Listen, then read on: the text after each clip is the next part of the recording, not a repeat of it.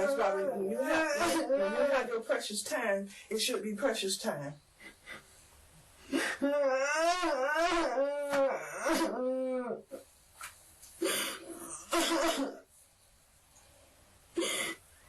I didn't get to get her go yet.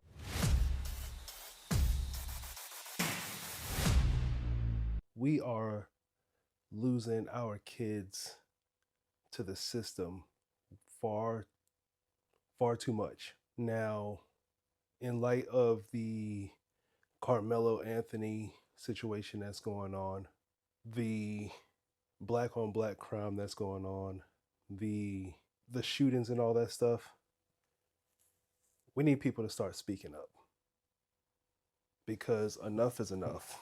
And this is happening way too much, and it's becoming more frequent when it deals with our young adults. Now, let's read over this news article. The article states, arrested at 15 years, Jacksonville teen gets 35 years in jail. DeAndre McCray was tried as an adult for second-degree murder in the death of 16-year-old Saratus Sermons on his 18th birthday. He was sentenced to 35 years. So DeAndre McCray is the one that was charged on his 18th birthday. He was arrested at 15. They tried him on his 18th birthday and tried him as an adult. News article says, out of Jacksonville, Florida, a Jacksonville teen who has been in jail since he was 15 years old learned his fate on his 18th birthday. In 2021, DeAndre McCray was arrested and charged as an adult for the murder of 16-year-old Saratus Sermons. He changed his plea to guilty in February 2024 and was sentenced Tuesday. McCray was sentenced to 35 years in prison, but because he was a juvenile at the time, he will be able to appeal his sentence at 25 years. And that sounds just like the Carmelo Anthony situation. Carmelo Anthony, I believe, was 17 years old, and he's facing, I think, 40 years, and he will be able to appeal his sentence in 25 years as well. This is a lot. Okay, so Sermons was found dead in Woodstock Park on West Beaver Street on June 8, 2021. He had a gunshot wound to the neck. Witnesses told police they saw a teen in a red jacket confronting Sermons. An arrest warrant for McCray's arrest reads, the witness stated that words were exchanged and that the suspect spit on the victim. When the victim moved towards the suspect for spitting on him, the suspect pulled out a gun, shot the victim, and fled the scene with the firearm.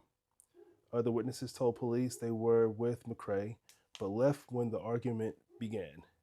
They heard gunfire and saw McCray and 3 friends who were with him fleeing. They identified him to police and told them what he was wearing. Now, what I really want to get into is the video of the suspects, DeAndre McCray, his grandmother, speaking to him in the interrogation room. Now, if youngins, if you're listening, if you don't listen to anything else that I say, please pay attention to what this lady is speaking to her grandson. Could you give me a hug, baby? Come on, I'm sorry you got to go through this, but all you had to do was listen to your parents. Okay? Okay? I don't know how things gonna turn out for you. I ain't got no idea how nothing gonna turn out. No idea at all. Okay, I had to tell them that I pick y'all up. Okay? I had to tell them I pick y'all up, okay? Mm-hmm. Okay. But I didn't know nothing. I didn't know nothing the second I told y'all don't tell me nothing. Didn't I tell you that? Mm-hmm. Okay. All right, baby. So I'm so sorry you got to go through what you're going through. But if God help you out of this, Please get yourself together, baby. And it's going to take a miracle. It's going to take a miracle that we don't have. You can turn me loose now. You can sit back down because I don't know what's going to happen, baby. I don't know what's going to happen. Your grandma don't know. Ain't nothing we can do to help you now. It's all over now. I know. It's a hard pill to swallow. You can't see my brother no more. No, nobody. Nobody. Nobody.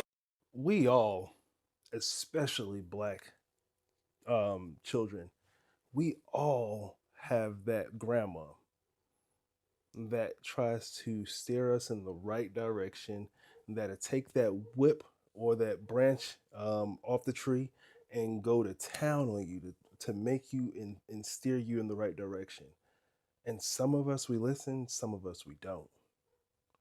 And at this present moment right here, all that hugging, all that crying, it's time to suck it up. You saw what grandma said. I tried to tell you. She even said your parents tried to tell you. But now you're just gonna have to face the music. You could go ahead and turn me loose. We want to be tough in the streets, but then when shit hits the fan and you get caught, now you want to cry. Think about the actions that you do before you do it. That's why when you have your precious time, it should be precious time.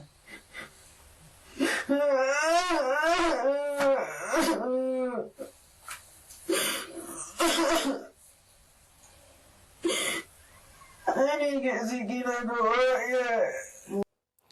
You can hear the child in his voice, in his cry. That the child in his cry is just it's coming out, but it's too late. It is too late.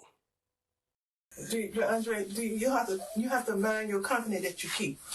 And I always tell you that to mind your company that you keep. You don't even have no business over there. You don't know nobody over there. We never took you over there a day in your life to go play with nobody and talk with nobody or nothing other than to go over there and play football when you was trying to play football. And all of them attitudes and all of that other stuff. You can't, you just can't do it, baby. Then you ain't want to listen to us. We couldn't say nothing to you. Nothing at all. So now it's too late. I hope y'all take this and learn and use this as a learning lesson. One of the things that she said was to keep the company that you keep ain't always for you. Watch out for the company that you keep. When your parents, your grandparents, anybody is telling you, hey, I don't think that person is good for you. I don't think that you should be hanging out with that person. Listen to them. Because at the end of the day, us as parents, we've been around that block a few times. We've made that lap around the block. We've fallen into those same issues, but we've managed to grow out of it. Some of us, we learned the hard way. Some of your parents probably have gone to jail and prison, and they don't want you to fall down that same path that they went down when they were that age.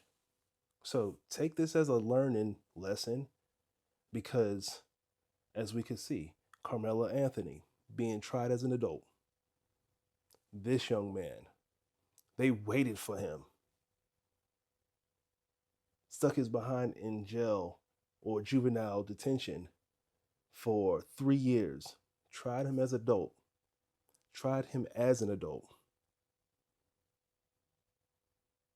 Now he's going to big boy prison. Won't be able to graduate, won't be able to have fun, won't be able to go to college, won't be able to learn how to drive. But He will get to be told what to do 24 hours a day, live in four walls, fight for his life, get up and go to bed when someone tells you to get up and go to bed, eat when someone tells you when to eat, shower when someone tells you to shower. That's not the life that y'all are ready for. I promise you it's not. We need more men to stand up and speak out and help the youth, because the youth are running amok. They're being led down the wrong road, falling victim to bullshit. Let's just keep it all the way a buck. They're running victim to bullshit. Now let's read some of these comments. If I was a teacher, I'd play this clip for my students every Friday before dismissal and wishing them a safe weekend. Just sad. Next comment says, this is devastating and such a human side that we don't get to see. I hope this inspires somebody to leave that stuff behind. Nothing is worth your freedom. Your friends, those so-called ops, those are not worth your freedom. They're not. Next comment says, the sad part is she won't be here when he gets out. You got to think about that. Grandma is probably in her 70s. He has at least 25 years to try to parole out. She's gonna be 90 something before he could even think about trying to get out. She'll probably be long gone by then. Someone else said, this was me in 1994 hugging my mom when I was convicted of selling drugs and sentenced to 2 years. I went through some more stuff when I got out, but I am proud to say that I've been a truck driver for 21 years now, and young people, the streets are not for you. You know, I was just having a conversation with another truck driver just the other day about this. And he told me that he was convicted of drug trafficking. And when he got out of prison, he did some time, he did a bid. When he got out, he got into a truck, and that's all he focused on, was driving, making a living, and trying not to go back. Bro said that he had been out that was in his younger years, and he had been out for like 20 something years at this point. He done bought himself a truck. He's doing great for himself. He has some rental properties. He has some, other businesses that he's trying to dive into. But that's a big portion of it, is turning your life around once you get out. Because it's so easy to go right back into the same situation, because a lot of people think that there is no other way but what they were doing before they got caught.